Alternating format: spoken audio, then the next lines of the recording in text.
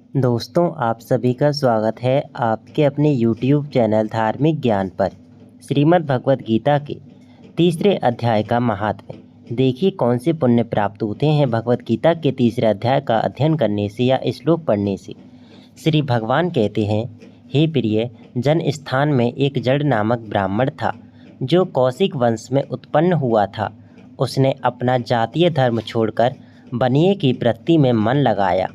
उसे पराई स्त्रियों के साथ व्यभिचार करने का व्यसन पड़ गया था। वह सदा जुआ खेलता, शराब पीता और शिकार खेलकर जीवों की हिंसा किया करता था। इसी प्रकार उसका समय बीतता था। धन नष्ट हो जाने पर वह व्यापार के लिए बहुत दूर उत्तर दिशा में चला गया। वहाँ से धन कमाकर घर की ओर लौटा। बहुत दूर तक का रास्ता उसने तय कर लिया था। एक दिन सूर्यास्त हो जाने पर जब दसों दिशाओं में अंधकार फैल गया, तब एक वृक्ष के नीचे उसे लुटेरों ने धर दबाया और शीघ्र ही उसके प्राण ले लिए। उसके धर्म का लोप हो गया था, इसलिए वह बड़ा भयानक प्रेत हुआ। उसका पुत्र बड़ा धर्मात्मा और वेदों का विद्वान था। उसने अब तक पिता के लौट आने की राह देखी। जब वे नहीं आए, तब उनका पता लगाने के लिए वह स्वयं भी घर छोड़कर चल दिया। वह प्रतिदिन खोज करता, मगर राहगीरों से पूछने पर भी उसे उनका यानी कि अपने पिता का कुछ समाचार नहीं मिलता था। तदंतर एक दिन एक मनुष्य से उसकी मुलाकात हुई, जो उसके पिता का सहायक था। उससे सारा हाल जानकर उसने पिता की मृत्यु पर बहुत शोक किया। वह बड़ा बुद्धिमान था। बहुत कुछ सोच विचार कर पिता का पारलौकिक कर्म करने की इच्छा से आवश्यक सामग्री साथ ले उसने काशी जाने का विचार किया। मार्ग में 7-8 मुकाम डालकर वह 9वें दिन उसी वृक्ष के नीचे पहुंचा, जहां उसके पिता मारे गए थे। उस स्थान पर उसने संध्योपासना की और गीता के तीसरे अध्याय का पाठ किया। इसी समय आकाश में बड़ी भयानक आवाज़ हुई। उसने अपने पिता को भयंकर आकार में देखा। फिर तुरंत ही अपने सामने आकाश में उसे एक सुंदर विमान दिखाई दिया, जो महान तेज से व्याप्त था। उसमें अनेकों क्षुद्र घंटिकाएँ लगी हुई थीं। उसके तेज से समस्त दिशाएं आलोकित हो रही थीं। यह दृश्य देखकर उसके चित्त की व्यग्रता दूर हो गई। उसने विमान पर अपने पिता को दिव्य रूप धारण किए विराजमान देखा। उनके शरीर पर पीतांबर शोभा पा रहा था और मुनिजन उनकी स्तुति कर रहे थे। उन्हें देखते ही पुत्र ने प्रणाम किया। तब पिता ने भी उसे आशीर्वाद दिया। तत्पश्चात उसने पिता से यह सारा वृतांत पूछा। उसके उत्तर में पिता ने सब बातें बताकर इस प्रकार कहना आरंभ किया, हे बेटा, देववश मेरे निकट गीता के तृतीय अध्याय का पाठ करके तुमने इस शरीर के द्वारा किए हुए दुसत्यज कर्म बंधन से मुझे छुड़ा दिया।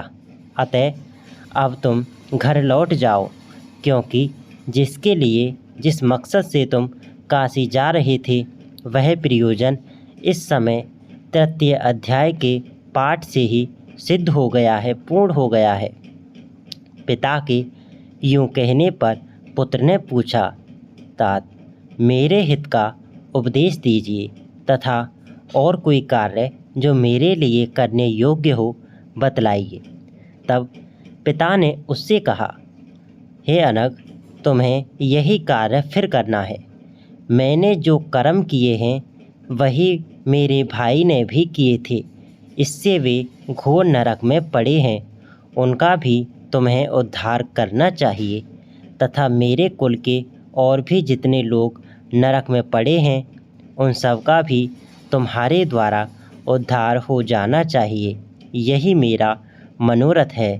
हे बेटा, जिस साधन के द्वारा तुमने मुझे संकट से छुड़ाया है, उसी का अनुष्ठान औरों के लिए भी करना उचित है। उसका अनुष्ठान करके उससे होने वाला पुण्य उन नारकी जीवों को संकल्प करके दे दो। इससे वे समस्त पूर्वज मेरी ही तरह यातना से मुक्त हों। स्वल्प काल में ही श्री विष्णु के परम पद को प्राप्त हो जाएंगे। पिता का यह संदेश सुनकर पुत्र ने कहा, हे तात, यदि ऐसी बात है और आपकी भी ऐसी ही रुचि है तो मैं समस्त नारकी जीवों का नरक से उद्धार कर दूंगा। यह सुनकर उसके पिता बोले, हे बेटा, एवं अस्तु, तुम्हारा कल्याण हो। मेरा अत्यंत प्रिय कार्य संपन्न हो गया। इस प्रकार पुत्र को आश्वासन देकर उसके पिता भगवान विष्णु के परमधाम को चले गए। तत्पश्चात वह भी लौटकर जनस्थान में आया और परम सुंदर भगवान श्री कृष्ण के मंदिर में उनके समक्ष बैठकर पिता के आदेश अनुसार गीता के तीसरे अध्याय का पाठ करने लगा।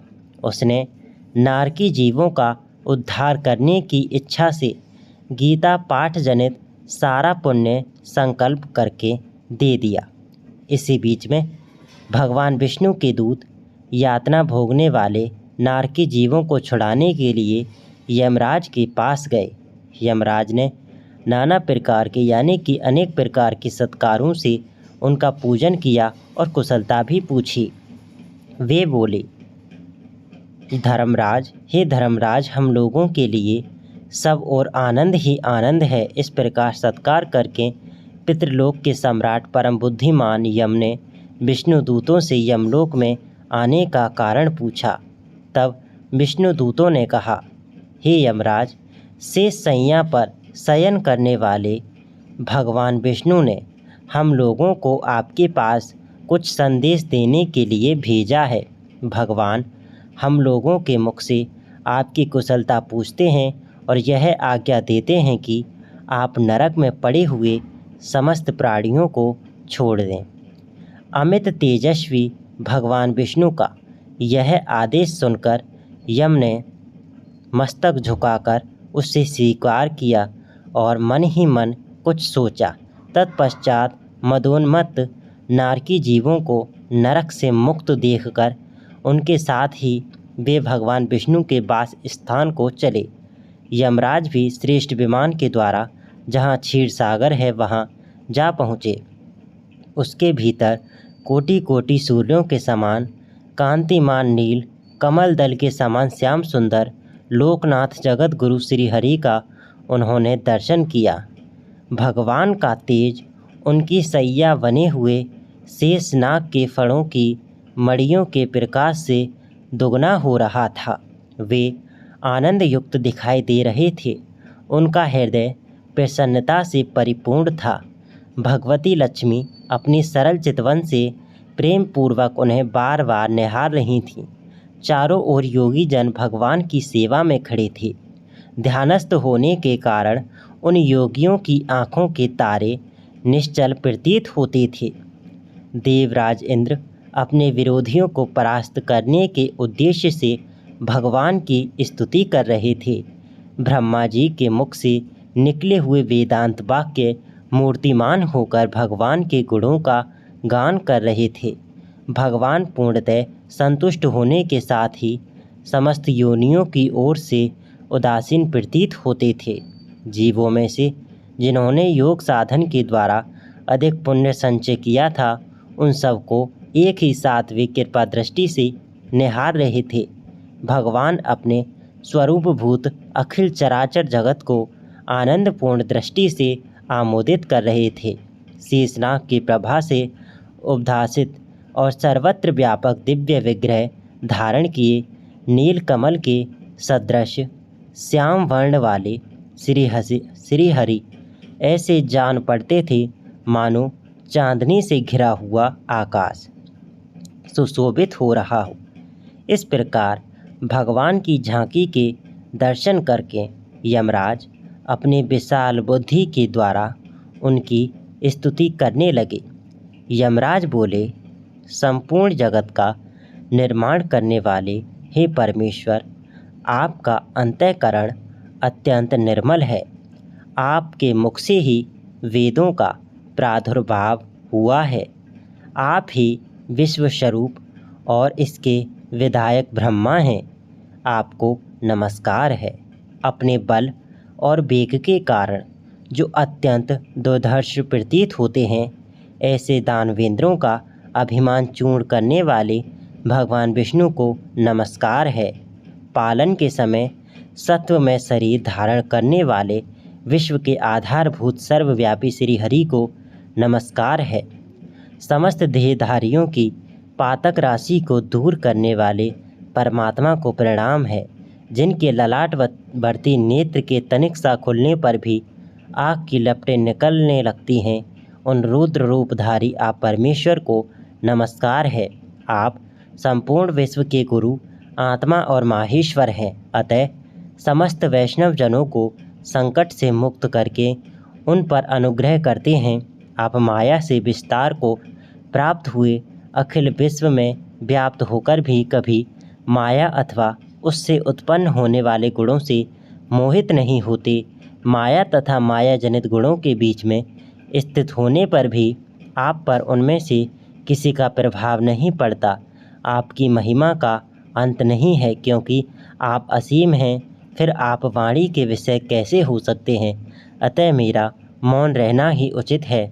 इस प्रकार स्तुति करके यमराज ने हाथ जोड़कर कहा, हे जगत गुरु, आपके आदेश से इन जीवों को गुण रहित होने पर भी मैंने छोड़ दिया है। अब मेरे योग्य और जो कार्य हो उसे बताइए। उनके यूँ कहने पर भगवान मधुसूदन मेघ के समान गंभीर वाणी द्वारा मानो अमृत रस से सींचते हुए बोले, हे धर्मराज, तुम सबके प्रति समान भाव रखते हुए लोगों का पाप से उद्धार कर रही हो। तुम पर देहधारियों का भार रखकर मैं निश्चिंत हूँ। अतः तुम अपना काम करो और अपने लोक को लौट जाओ। यूँ कहकर भगवान अंतर्धान हो गए। यमराज भी अपनी पुरी को लौट आए। तब वह ब्राह्मण अपनी जाति के और समस्त नारकी जीवों का नरक से उद्धार करके स्वयं भी श्रेष्ठ विमान द्वारा श्री विष्णु धाम को चला गया। दोस्तों, आशा करते हैं कि आपको यह वीडियो पसंद आई होगी। दोस्तों, आप कमेंट बॉक्स में कमेंट करके यह ज़रूर बताएं कि यमराज की पुरी का क्या नाम था। आशा करते हैं कि अब आपको समझ में आ गया होगा कि श्रीमद् भगवद गीता के तीसरे अध्याय का अध्ययन करने से, उसके श्लोकों को पढ़ने से हमें कौन सा पुण्य प्राप्त होता है और हम तीसरे अध्याय का अध्ययन करके कितने कष्टों से मुक्ति पा सकते हैं। अपने जीवन के जितने भी हमने पाप किए हैं या फिर हमारे पूर्वजों ने जितने भी पाप किए हैं, हम उनसे यानी कि अपने पूर्वजों को मुक्ति दिला सकते हैं गीता के तीसरे अध्याय का अध्ययन करने से, और इससे हम खुद भी मुक्ति पा सकते हैं। तो प्रत्येक मनुष्य को गीता के तीसरे अध्याय का अध्ययन जरूर करना चाहिए। वीडियो पसंद आई हो तो आप हमारे YouTube चैनल धार्मिक ज्ञान को सब्सक्राइब कर सकते हैं और इस वीडियो को लाइक कर सकते हैं। चलिए दोस्तों, मिलते हैं फिर किसी नेक्स्ट वीडियो में।